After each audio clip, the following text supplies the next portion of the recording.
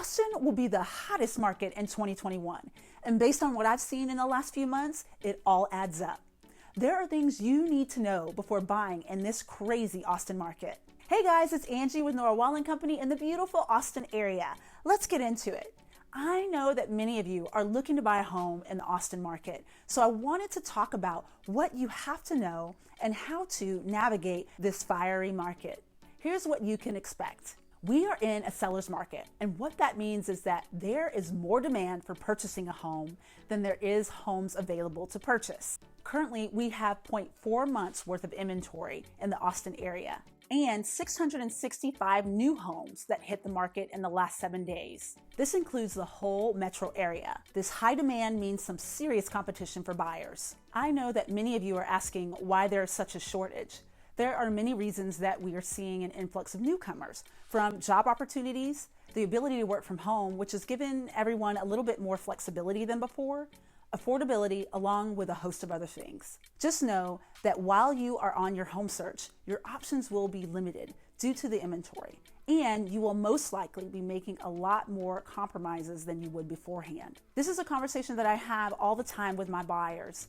You have to be flexible, and you may need to give up some things you're wanting, but you'll be gaining a home. Next, you need to know that home sales have increased by 23.9%, and home prices rose 19% in the Austin Round Rock Metro. The median home price for the city of Austin is $455,000 and $365,000 for the Austin Round Rock Metro. What that means for you is that you are going to be paying more for homes that you are searching for. How much more, you ask? Well, I'll give you an example of one of my clients. They offered $156,000 over asking price, which is 45% over. We lost that home. It's crazy, right? Yes, I know, but that's the reality of where we are in this market, unfortunately.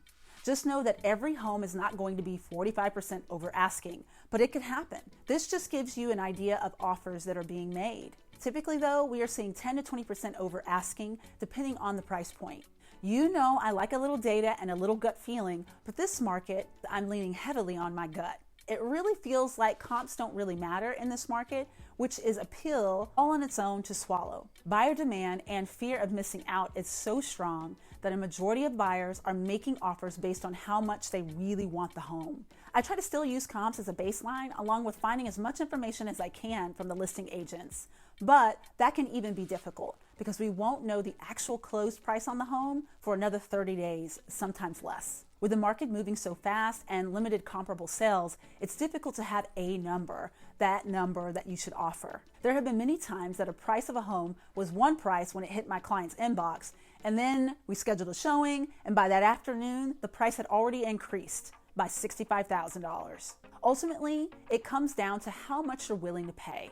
So be prepared to pay more. As far as new construction is concerned, it's in the same boat.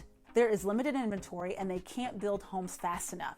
In addition, lumber and labor costs have skyrocketed, which means that they are passing those costs on to you. The base price of homes have increased, earnest money requirements have increased, bidding on lots, not the house, just the lot itself, has become more common practice for many builders, and a lot of them are already sold out. I'll drop a video about new construction soon, so I can give you more details of what I'm seeing. Along with home prices, this is a hard one for buyers to wrap their minds around, and understandably so, and that's multiple offers on almost every single home. Added to that are offer deadlines, which is added pressure to make a decision quick that will be competitive with other offers. Sometimes you could be going up against 99 other people. That's right, 99. This is actually happening, and I know it's hard to believe. The part about deadlines that could also happen is a seller decides to change the deadline due date, moving it from Sunday, for example, at 5 p.m. to Sunday at 9 a.m., which has happened to my clients. It can be frustrating and an exhausting process. There's always uncertainty when making an offer and figuring out how much you want to offer and the terms. So let's talk about those terms or strategies, if you will, that we are seeing with offers. Buyers are choosing to pay for the title policy. They're increasing their earnest money, they're purchasing surveys, increasing the option fees, and with that, asking a little to no days for the option period for inspections. Here's a big one. Waiving appraisals, which I'm seeing a lot more requests from sellers. They don't want anything holding back the closing, but in turn, that means that you are coming out of pocket even more to pay for the appraisal gap, if there is one. Buyers are pulling out all the stops to make their offers look most attractive to a seller, which makes sense for the season that we're in. So be prepared to do the same. With all that said, what can we do to be prepared? Well, one, consider moving a little bit further out where the prices are a bit lower, although you will still be in multiple offers, just not as many. That may be short-lived if we stay on the same trajectory. Number two, be flexible on what you want. Things like floor plan, style of home, community features. This will open up more options in terms of home choices. You've got to be willing to compromise. Number three, be prepared. Make sure that you've been pre-approved, or even better, if you're able to get fully approved, then financing approval won't be a contingency. If you're paying cash, have your proof of funds ready. Number four, you may be able to win if you have time before you need to move. A lot of sellers are asking for a leaseback so that they have time to transition to their next home. That time frame can range 30 to 60 days, which is the max amount of days if your home is being financed.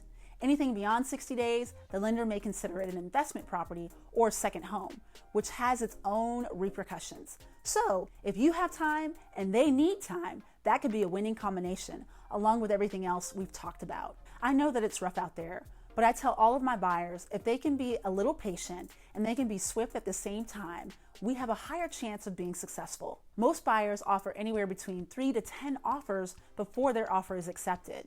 So be encouraged if you can. My buyers have lost a lot, but we have also won, and that's the hope we should hang on to. So hang in there. If you have any questions about the Austin market, let's chat. And if you found this video helpful, hit that like button or comment below. You want to know more about Austin real estate and living life in Austin, Texas? Consider subscribing, and I'll see you on the next one.